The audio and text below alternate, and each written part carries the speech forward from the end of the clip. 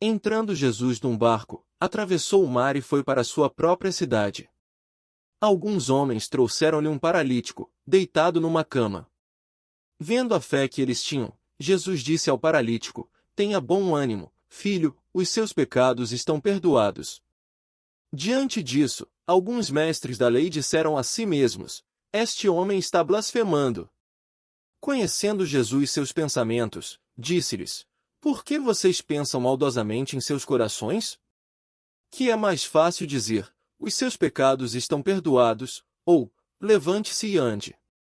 Mas, para que vocês saibam que o Filho do Homem tem na terra autoridade para perdoar pecados, disse ao paralítico: levante-se, pegue a sua maca e vá para casa.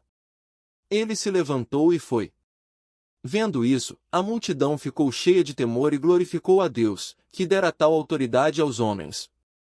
Passando por ali, Jesus viu um homem chamado Mateus, sentado na coletoria, e disse-lhe: siga-me. Mateus levantou-se e o seguiu. Estando Jesus em casa, foram comer com ele seus discípulos muitos publicanos e pecadores.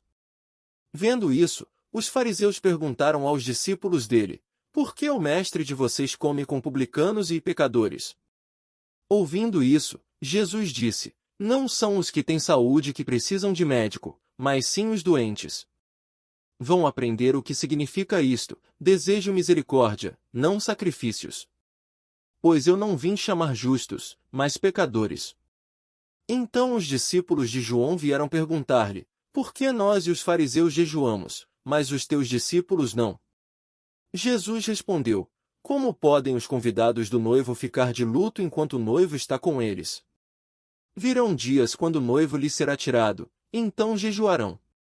Ninguém põe remendo de pano novo em roupa velha, pois o remendo forçará a roupa, tornando pior o rasgo. Nem se põe vinho novo em vasilhas de couro velhas, se o fizer, as vasilhas se rebentarão, o vinho se derramará e as vasilhas se estragarão. Pelo contrário, põe-se vinho novo em vasilhas de couro novas, e ambos se conservam. Falava ele ainda quando um dos dirigentes da sinagoga chegou, ajoelhou-se diante dele e disse: minha filha acaba de morrer. Vem e impõe a tua mão sobre ela, e ela viverá. Jesus levantou-se e foi com ele, e também os seus discípulos. Nisso uma mulher que havia 12 anos vinha sofrendo de uma hemorragia, chegou por trás dele e tocou na borda do seu manto. Pois dizia a si mesma: se eu tão somente tocar em seu manto, ficarei curada. Voltando-se, Jesus a viu e disse: ânimo, filha, a sua fé a curou. E desde aquele instante a mulher ficou curada.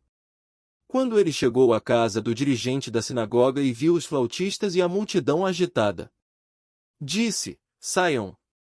A menina não está morta, mas dorme. Todos começaram a rir dele.